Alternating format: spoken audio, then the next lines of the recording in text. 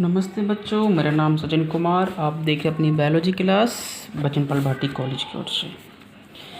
बेटा, आज जो चैप्टर हम पढ़ रहे हैं, आपने लास्ट क्लास में भी किया था हमने, इसका नाम है भैया मानव जनन। ये आपका चैप्टर हम बेटा पढ़ रहे हैं। इसमें हमने कुछ पीछे किया था कि एक्चुअली इसमें हो क्या रहा है, क्योंकि यह एक प्रक्रिया है आपके लैंगिक जनन की। तो हम मानव में पढ़ रहे हैं लैंगिक जनन किस प्रकार से होता है। ये तो आपको पता ही है कि भैया ये प्रक्रिया क्या होती है कि जिसके द्वारा जीव अपने जैसे समान जीव उत्पन्न करता है या अपनी संतानें पैदा करता है, इस प्रक्रिया को जनन कहते हैं। तो आपको पता ही है। और जो मनुष्य होते हैं कैसे होते हैं बेटा, जरायुज होते हैं। जरायु मतलब विविपेरस। जरायुज का मीन्स होता है कि जो बच्चे पैदा करते हैं, जो बच्चे को बर्थ करते हैं। लेकिन और एक होते हैं अंडजनक होते हैं, जो अंडे देते हैं, उन्हें ओविपेरस कहते हैं। तो हम फिलहाल हमको क्या मानव के बारे में पढ़ना। तो मानव कैसा है, जरायुज प्राणी है और ये एक लिंगी होता है। एक लिंगी मतलब क्या है कि मानव में जो मादा लिंगी अलग मानव होगा और जो नर लिंग वाला है वो अलग मानव होता है, यानी कि मेल अलग और फीमेल अलग होता है। अच्छा, इसमें जो मेन चीज़ है वो क्या है भैया, आपके पढ़ने के लिए आपका हेडिंग रहेगा मानव जनन तंत्र। हमको जनन तंत्र तो पढ़ना है, क्योंकि हमको क्या पढ़ना है, रिप्रोडक्शन, यानी कि जननतंत्र पूरा पढ़ना है। तो ये आपका हेडिंग रहेगा। अब मानव जनतंत्र में आपको क्या करना है कि इसमें जननतंत्र, तंत्र माने समझ रहे हैं, यानी कि आपके अंगों से मिलके बना हुआ एक तंत्र, उससे जननतंत्र लेंगे। तो जनन अंग वाले मिलके क्या बनाएंगे, जननतंत्र बनाएंगे। मैंने बेटा कहा था आपसे कि सबसे छोटी चीज़ क्या होती है, कोशिका होती है। और घनी सारी कोशिकाएं अगर एक साथ मिल जाती हैं तो वो क्या बनाएंगे, ऊतक बनाती हैं बेटा। और ऊतक मिलके क्या बनाते हैं बेटा, अंग बनाते हैं। और कई सारे अंग मिलके अंग तंत्र बनाते हैं। और अंग तंत्र मिलके एक मानव, कोई भी शरीर या मानव शरीर बनेगा। तो शरीर में हमारा तंत्र कौन सा पढ़ रहे हैं भैया, मानव जनन तंत्र। और इस तंत्र में कौन से अंग आएंगे, जनन अंग आएंगे हमारे। ठीक है। अब जो हमारे जनन अंग है ये दो प्रकार के हो सकते हैं बेटा। मैं आपको पिक भेज रहा हूँ अभी इसके क्लास के बाद में, आपको वो नोट भी कर लेना। कार्य के आधार पर जो बेटा हमारे अंग हैं, जनन अंग कितने, दो प्रकार के हैं, दो प्रकार के। पहला कौन से, प्राथमिक लैंगिक अंग। पहले कौन से हो गए बेटा, प्राथमिक हो गए। और दूसरे हो गए द्वितीयक लैंगिक अंग। कोई दिक्कत किसी को बेटा। काम के आधार पर जो है आपके जनन अंग जो है दो प्रकार के बेटा। पहला प्राथमिक लैंगिक अंग है और दूसरा आपका द्वितीयक लैंगिक अंग। प्राथमिक और द्वितीयक क्या कहेंगे, प्राथमिक बेटा वो अंग होते हैं जो कि सीधे आपके इस कार्य में इन्वॉल्व होते हैं। Which are directly involve in this reproduction process. मतलब कि अगर मैं प्राथमिक की बात करूं और मैं नर की बात करूं, नर में प्राथमिक अंग कौन सा होगा, तो भैया देखो नर में कौन से हैं, जो स्पर्म को बनाएगा, जो कि आपके युग्मक को बनाएगा, जो आपके शुक्राणु को बनाएगा। तो वो कौन बनाते हैं नर के अंदर, टेस्टिज या वृषण होते हैं, या टेस्टिस को अंग्रेजी में बोलते हैं, TESTS, टेस्टिस कहते हैं। तो ये आपका क्या होगा, प्राथमिक लैंगिक अंग हो गया है। और इसके अलावा जो इसकी हेल्प करेंगे वो सब कैसे हो जाएंगे भैया, द्वितीयक लैंगिक अंग हो जाएंगे। द्वितीयक या सहायक भी हम इसको कह सकते हैं, द्वितीयक कह दो या ऑब्लिक करके सहायक भी हम इसको लिख सकते हैं, कोई गलत नहीं होगा। समझे मेरी बात को। मैंने कहा था कि जो सीधा डायरेक्टली इन्वॉल्व है, डायरेक्टली बिल्कुल संबंधित है आपके युग्मक को जनन करने से, युग्मक को बनाने से, तो वो आपका प्राथमिक कहलाता है। जैसे मैं नर की बात करूँ तो नर में भैया आपका युग्मक क्या होता है, स्पर्म होता है, यानी शुक्राणु होता है। और शुक्राणु को बनाने में कौन सा अंग मुख्य भूमिका निभाता है, वृषण। क्योंकि शुक्राणु को जो मैन्युफैक्चरिंग है, प्रोडक्शन है, वो कहाँ पर होता है, वृषण में होता है। वहीं पर अगर मैं मादा के संदर्भ में बात करूँ तो मादा का युग्मक क्या होता है भैया, अंडा होता है। और अंडा जो होता है ये कहाँ बनता है, ये बनता है आपके अंडाशय में। तो इसमें मादा के रिगार्डिंग बात करें तो इसका प्राथमिक लैंगिक कौन सा हो गया, अंडाशय हो गया। ठीक है। बाकी जो सारे अंग हैं वो कैसे होंगे, द्वितीयक अंग या सहायक लैंगिक अंग कहलाएंगे। समझे मेरी बात को। तो ये आपको लिख लेना। और आप समझ गए होंगे कि प्राथमिक और द्वितीयक में क्या अंतर है। मैं आपको बेटा पिक भेज दूंगा, आप नोट्स बना लेना, कोई दिक्कत नहीं है। बस समझ जाइए कि काम के आधार पे जनन अंग दो प्रकार के होते हैं, प्राथमिक और द्वितीय। प्राथमिक कौन सा, जो बिल्कुल सीधा संबंधित है आपके युग्मक बनाने से, युग्मक जनन से, जैसे कि वृषण, कि वृषण में क्या बनते हैं, शुक्राणु बनते हैं।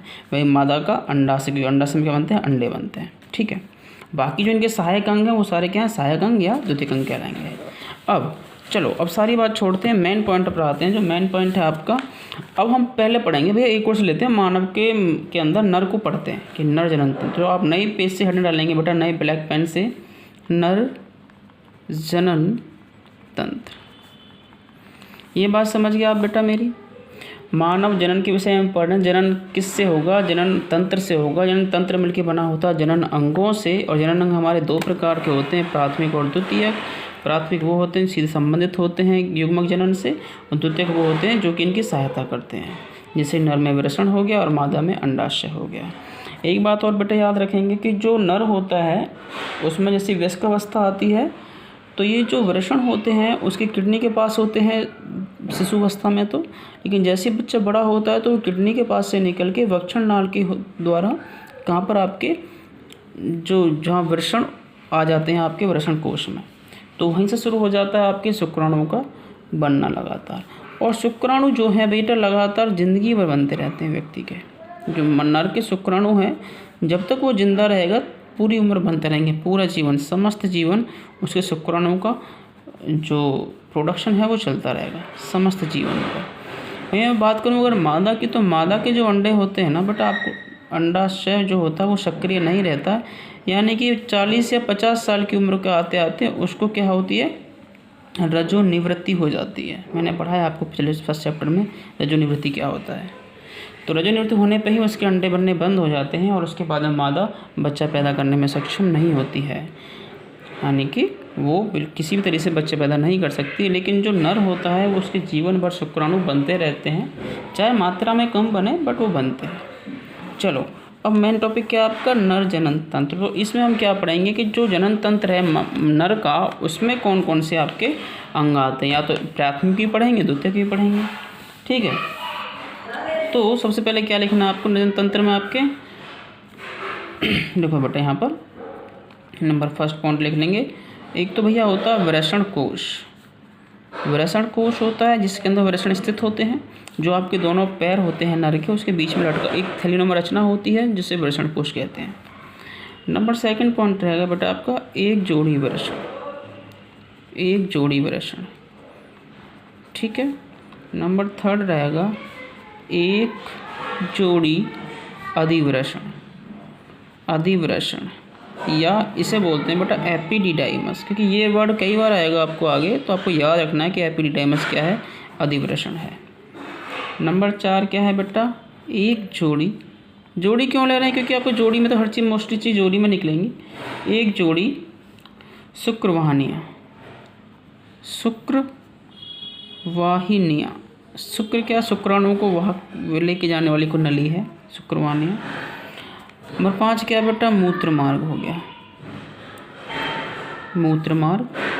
नंबर 6 पे क्या होता है, नर में सिशन होता है या पीनिश, याद रखते हैं आप लोग। और फिर क्या होती हैं इसमें, कुछ सहायक जनन ग्रंथियाँ होती हैं, सहायक जनन ग्रंथियाँ। देखो ये जो है सारे सहायक अंग भी हैं, ये बस इसको छोड़कर वृषण को छोड़ दूं, ये तो आपका प्राथमिक लैंगिक अंग हो गया या मुख्य जनन अंग हो गया, बाकी ये सहायक जनन अंग हैं। लेकिन ये जो अगला ये जो पॉइंट आ रहा है ये सहायक जनन ग्रंथियाँ हैं, ग्रंथियाँ। तो ग्रंथि के बारे में बताना है इसमें। ग्रंथियाँ जैसे कि आपकी, तो एक जोड़ी शुक्राशय होगी, एक जोड़ी कौन सी ग्रंथि है, शुक्राशय की, जिनमें शुक्राणु जो है अपना आशय रखता है, रहता है, स्टोर होता है। नंबर दूसरा एक जोड़ी प्रोस्टेट ग्रंथियाँ हो जाती हैं, एक जोड़ी प्रोस्टेट ग्रंथियाँ हो जाती हैं, पूरा लिख लेंगे। और एक जोड़ी भैया आपकी काउपर, एक जोड़ी काउपर ग्रंथि, काउपर ग्रंथियाँ या बल्बो यूरिथ्रल। मैं आपको बेटा नोट्स भेज रहूँगा, लिख लेंगे आप, बल्बो यूरिथ्रल। ठीक है, तो ये सारे अंग हैं आपके जो कि मिलके एक नर का जनन तंत्र बनाते हैं। इसी में मुख्य अंग कौन सा हो गया, वृषण, तो भैया आपके प्राथमिक अंग हो गए। बाकी जो सारे के सारे क्या हैं, द्वितीयक अंग या सहायक अंग हैं, और द्वितीयक अंग में ही क्या है, ग्रंथियाँ भी होती हैं अंदर, इसमें इंक्लूड रहती हैं। तो हमको क्या पढ़ना है बेटा, हमको पढ़ना है अब कल से नहीं, अभी से क्या पढ़ना है, वृषण कोश के पास। सबसे पहला क्या आपका वृषण कोश, तो हेडिंग लिख लेंगे आप बेटा वृषण कोश। देखो वृषण कोश होता क्या है मैं बताऊं आपको, जहाँ नर के दोनों पैर होते हैं तो नर के पैर के बीच में थैलीनुमा रचना होती है और एक कोश होता है पूरा, जिसे आप वृषण कोश कहते हैं। ये बनता कैसा है कि इसका जो उद्भव होता है ना वो बेटा जो पेट की जो भित्ति होती है, जो पेट की दीवार है, उसी से बना होता है। जब बच्चा भ्रूण में होता है ना तो कुछ हार्मोन से क्या होता है, वृषण जो है धड़ के सामने की ओर जो ना सिसन के बीच में जो पेनिस है उसके पास आके दोनों टांगों के बीच में निकल आते हैं। अब ये होते कैसे हैं वृषण भैया, गुलाबी रंग के गोल गोल होते हैं, अंडाकार रचना होती है, लगभग 4-5 सेंटीमीटर लंबे होते हैं, 2.5 सेंटीमीटर मोटे होते हैं। इनका वजन लगभग 20 से 25 ग्राम होता है। और जो आपका एक खास बात और है कि जो आपके वृषण कोश है ये 2 भागों में बटा होता है। एक से बीच में एक पतली दीवार लगी होती है, आप आसानी से देख सकते, जिसे कहते हैं विभाजक पट। क्या कहते हैं, विभाजक पट। जैसे कि ये वृषण कोश है तो आपको ढंग से इसमें एक सेपरेशन यानी कि विभाजन दिख जाएगा और इसे बोलते हैं विभाजक पट्ट बोलते हैं। इसके अंदर एक वृषण यहाँ रहेगा, एक वृषण यहाँ रहेगा। एक खास बात और है कि जो वृषण है उल्टे हाथ वाला आपका लेफ्ट वाला, ये हल्का सा नीचे की ओर होता है। ऐसा ये हार्ड एंड फास्ट रूल नहीं है कि नीचे ही होगा, ऐसा कुछ नहीं है, बट लेकिन मोस्टली अगर नेचुरली देखें तो हल्का सा स्लाइटली नीचे पाया जाता है। और भैया वृषण कोश शरीर से बाहर क्यों है, ये सबसे मेन इंपॉर्टेंट क्वेश्चन होता है। देखो जो वृषण कोश है ना, इसका तापमान जो बॉडी के तापमान से कम 3 से 4 डिग्री कम रहता है। 3 से 4 डिग्री कम रहेगा तापमान इसका वृषण कोश का।